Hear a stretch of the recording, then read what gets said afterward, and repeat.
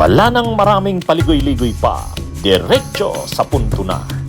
Maiksi lang ang komentaryo, pero diretso sa punto. Maraming kuro-kuro, may tiwali, may totoo. Dito, sa puntong diretso tayo. Punto, diretso.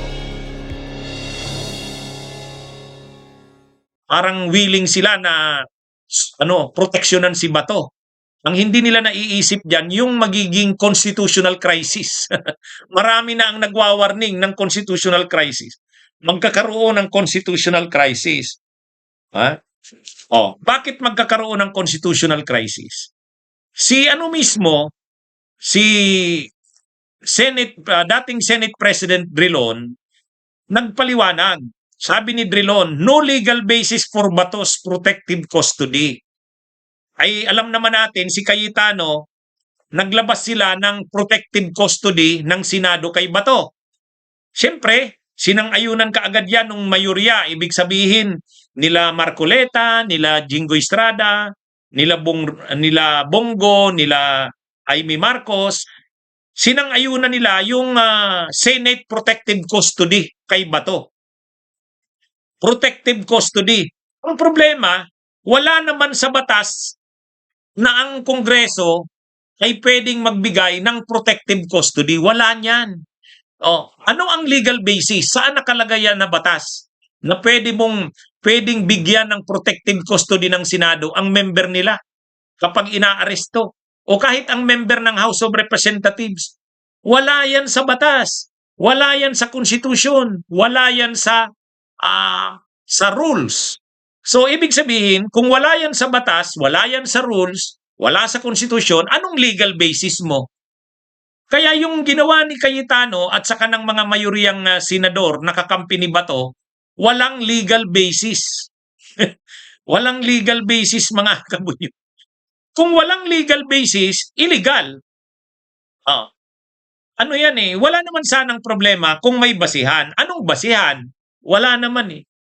So ito yung nakakalungkot ngayon sa Senado, sa ilalim ni Cayetano. Kahit walang legal basis, ginawa nila. Yan yung yan yung malungkot diyan, mga kabunyog, mga kababayan. Kahit na nga si Mig Zubiri si Mig Zubiri. Kahit si Mig Zubiri ay nag-warning na eh. Ito, Senator Mig Zubiri, sinabing pwedeng mauwi sa constitutional crisis ang pagprotekta kay Senator Bato. O yan si Mig Zubiri, independent yan na mag-isip. Hindi yan nagwa-warning na si Senator Mig Zubiri. Pag pinilit ito ni Bato na protektahan siya ng Senado, darating sa point na malalagay sa alanganin ang Senado. Pag nalagay sa alanganin ang Senado, magkakaroon ng confrontation, banggaan ang Senado, ang executive. Kasi siyempre yung executive i-implement yung batas. Kaya nga executive eh. Tapos i-insist naman ng Senado protective custody. Sino na ngayon ang masusunod? Sino nang masusunod? Magka-clash ngayon yung executive at legislative. Yan ang tinatawag na constitutional crisis. Lahat na ngayon nagwa-warning yan. Yung mga law experts, mga legal luminaries, pati nga nakita nyo, pinakita ko sa inyo yung opinion ni dating Senate President Drilon eh. Sabi ni dating Senate President Drilon, wala namang legal basis yan. Kasi malinaw naman sa konstitusyon. Ito mga kabunyog ang nakalagay sa konstitusyon. Article 6, Section 11 of the Constitution states that, quote, a senator shall, in all offenses punishable by not more than 6 years imprisonment, be privileged from arrest while the Congress is in session. Malinaw close quote. Ano ang privilege ng senador o kahit ng members ng House of Representatives? Privilege sila na hindi sila maaresto kapag ang kanilang kasong kinakaharap ay not more than 6 years na imprisonment at kapag nakasesyon ang Kongreso. So yun ang requirements. Kailangan hindi more than 6 years at nakasesyon ang Kongreso. Kapag ganon, hindi ka pwedeng arestuhin. Pero, baliktarin natin, paano kung more than 6 years? Wala. Pag more than 6 years ang kaso mong kinakaharap, member ka ng Senate or ng Congress, ng House of Representatives, kahit pa nakasesyon ang Kongreso, pwede kang arestuhin. Ngayon ang tanong, ano ba ang kaso ni Bato? The crimes against humanity under Section 7 of Republic Act 9851 states that, quote, any person found guilty of committing any of the acts provided under this act shall suffer the penalty of reclusion temporal in its medium to maximum period or at least 14 years imprisonment, while the Rome Statute provides for a maximum sentence of 30 years for said crimes.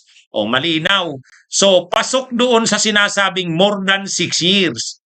So dahil more than 6 years ang kaso ni Bato, hindi siya pwedeng hindi arestuhin. Kahit may session ang Senado, hindi niya pwedeng i-invoke yung privilege na yun. Kasi more than 6 years ang kaso niya. Ngayon, magmamatigas ang Senado sa ganyan. Pag nagmatigas ang Senado, pipilitin din ng executive yung trabaho nila, magkakaroon tayo ngayon ng tinatawag na constitutional crisis. Yan ang sinasabi ni Senador Mig Zubiri. Sabi ni Senador Mig Zubiri, sana wag na tayong dumating sa ganun. Ito naman kasing si Bato, bakit niya naman pinipilit pa na mangyari yan? Dapat kung nagmamalasakit siya, kung nagmamalasakit siya sa prestihiyo ng Senado, wag niya nang ilagay sa alanganin. Di ba mga kabunyog, mga kababayan? Nalalagay sa alanganin ang Senado. Kaya lang yun na nga. Wala talagang si Bato, wala naman yan. Wala namang pagmamalasakit sa Walang pagmamalasakit sa sa prestihiyo ng Senado. Ito namang si Cayetano na bagong Senate President, wala. Kahit na masira ang imahe ng Senado, wala. Kahit pa magkaroon ng constitutional crisis, lalabanan nila yan basta't maprotektahan lang si Bato. Yan mga kabunyog, mga kababayan, ang malungkot yan.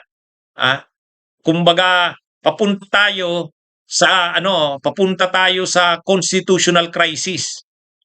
Masaklap kasi hindi dapat Ang nakalagay sa batas, simple lang naman sana, konstitusyon ang pinag-uusapan natin. Paano kung ang isang member ng Senado or ng Kamara ay magkaroon ng kaso? Pwede ba siyang arestuhin? Ang nakalagay sa konstitusyon, depende sa kaso. Kung below 6 years naman yan, wag mong arestuhin sa premises ng Kongreso or ng Senado kapag nakasesyon. Kasi mababaw, lang naman, below 6 years. Pero kung more than 6 years yan, tapos nagtatago sa Senado at Kongreso, kahit pa nakasesyon, pwede na yung pasukin. Pwede na yung pasukin. Walang nagbabawal dun. Kasi kapag hindi mo ginawa yan, ang gagawin ng mga congressmen at senador, kapag may kaso silang mabigat, more than 6 years, magtatago lang sila sa loob ng Kongreso at ng Senado. Hindi na sila maaaresto. Hindi yun. Hindi dahilan na magtatago ka sa loob ng Kongreso at Senado, hindi ka na pwedeng arestuhin. Hindi yun. Depende sa kaso mong kinakaharap. Kung below 6 years, pwede pang unawain yan. Ay ito, more than 6 years ito. Crime against humanity ito . Yan mga kabunyog, mga kababayan, ang sitwasyon dito. Kaya hindi natin maintindihan. Wala namang legal basis na sinasabi sila Cayetano . Actually, walang legal basis. Walang legal basis. Sabi nga mismo ni dating Senate President Rilon, no legal basis for Bato's protective custody. O sige nga, ano ang maisa-cite nila Marcoleta na legal basis? Bakit nila kailangan protektahan si Bato? Kapag ginawa mo yan, hindi mo na sinusunod ang batas at ang konstitusyon. Magandang araw sa inyong lahat. Mabuhay po tayo. Bunyog, bunyog, halikan na kasama ka. Bunyog, kapag buklod ay may pag-asa. Luzon, Visayas, Mindanao, isa ang pananaw. Sa bagong Pilipinas ang bunyog, isisigaw.